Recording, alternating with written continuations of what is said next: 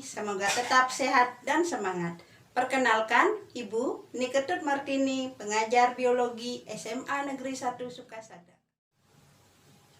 Dalam video pembelajaran ini, kita akan belajar tentang jaringan yang menyusun tubuh hewan. Setelah kalian mengamati video pembelajaran ini, diharapkan kalian mampu mengidentifikasi berbagai jaringan yang menyusun tubuh hewan dan menganalisis jaringan epitel yang menyusun tubuh hewan berdasarkan atas struktur, bentuk, dan fungsinya. Jaringan yang menyusun tubuh hewan ada 4, jaringan epitel, jaringan ikat, jaringan otot, dan jaringan saraf. Silakan perhatikan gambar berikut ini.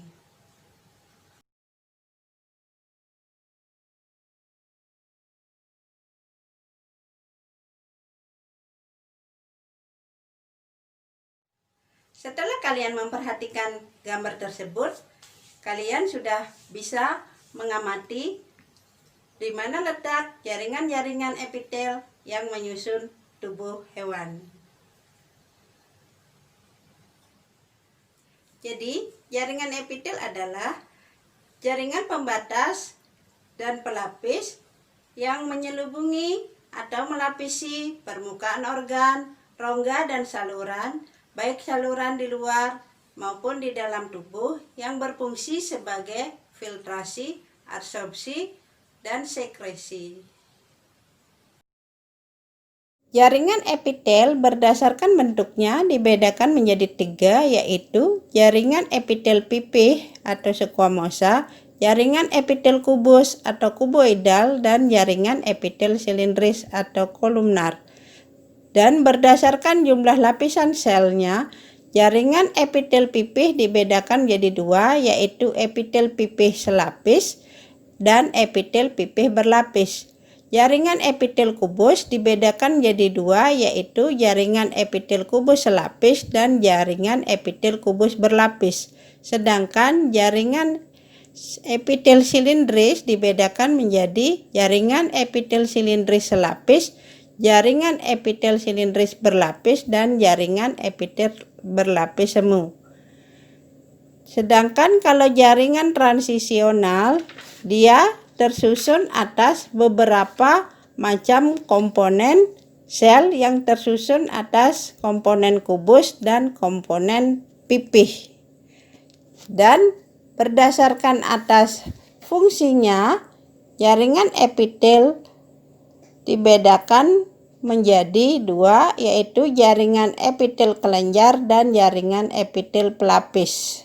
Jaringan epitel pelapis biasanya terdapat pada bagian permukaan organ, yaitu untuk memproteksi, misalnya pada kulit.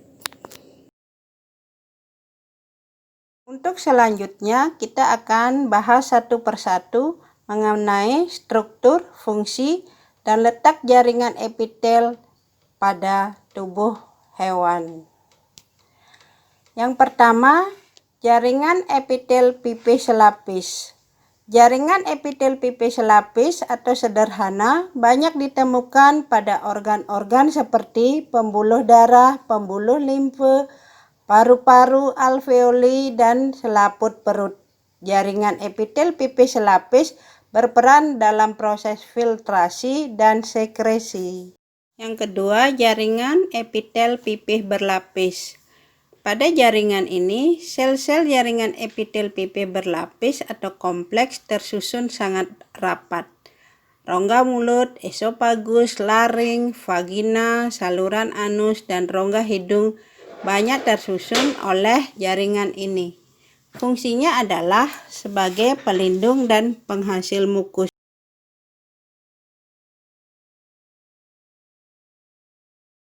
Jaringan epitel kubus dibedakan menjadi 2, yaitu jaringan epitel kubus selapis dan jaringan epitel kubus berlapis banyak. Jaringan epitel kubus selapis ditemui pada permukaan ovarium, nefron, ginjal, dan lensa mata, di mana berfungsi sebagai tempat sekresi. Jaringan epitel kubus berlapis banyak. Jaringan epitel kubus berlapis banyak terdapat pada beberapa bagian tubuh, yakni folikel ovarium, testis, kelenjar keringat, dan kelenjar ludah. Fungsi jaringan ini adalah sebagai pelindung dan penghasil mukus. Selain itu, jaringan ini juga berfungsi sebagai pelindung dari gesekan. Jaringan epitel silindris dibedakan menjadi 3, yaitu jaringan epitel silindris selapis, jaringan epitel silindris berlapis banyak, dan jaringan epitel silindris berlapis semu. Jaringan epitel silindris selapis, sel-selnya berbentuk batang, sitoplasmanya jernih, dengan inti sel bulat berada di dekat dasar merupakan ciri jaringan ini.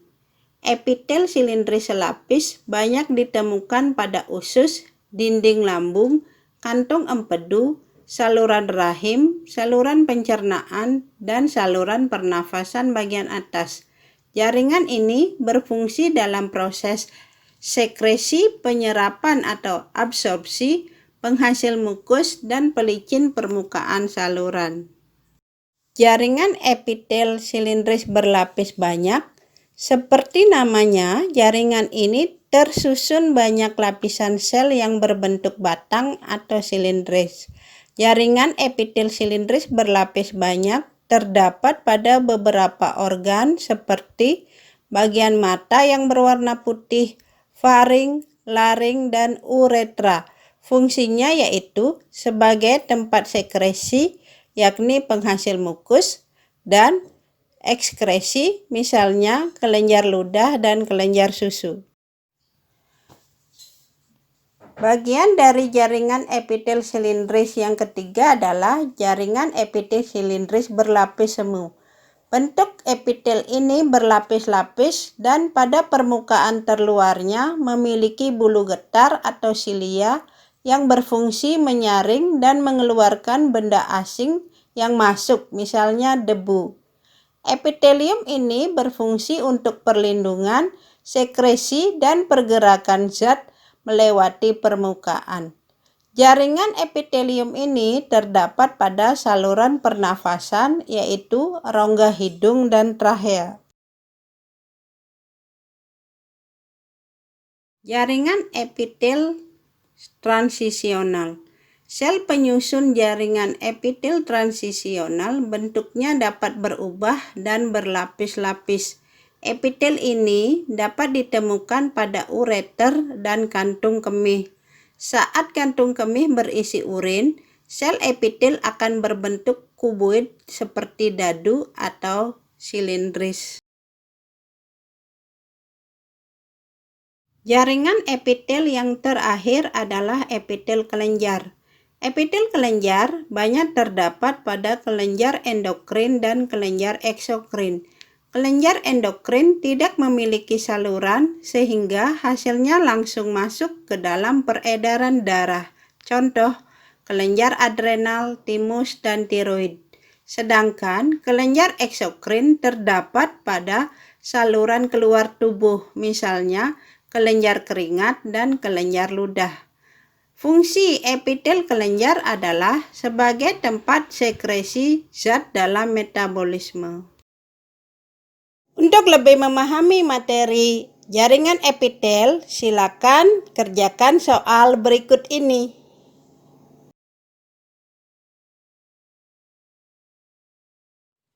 Demikian pembahasan materi kita tentang jaringan epitel. Sampai berjumpa pada video pembelajaran berikutnya. Tetap sehat dan semangat. Om Santi, Santi, Santi, Om.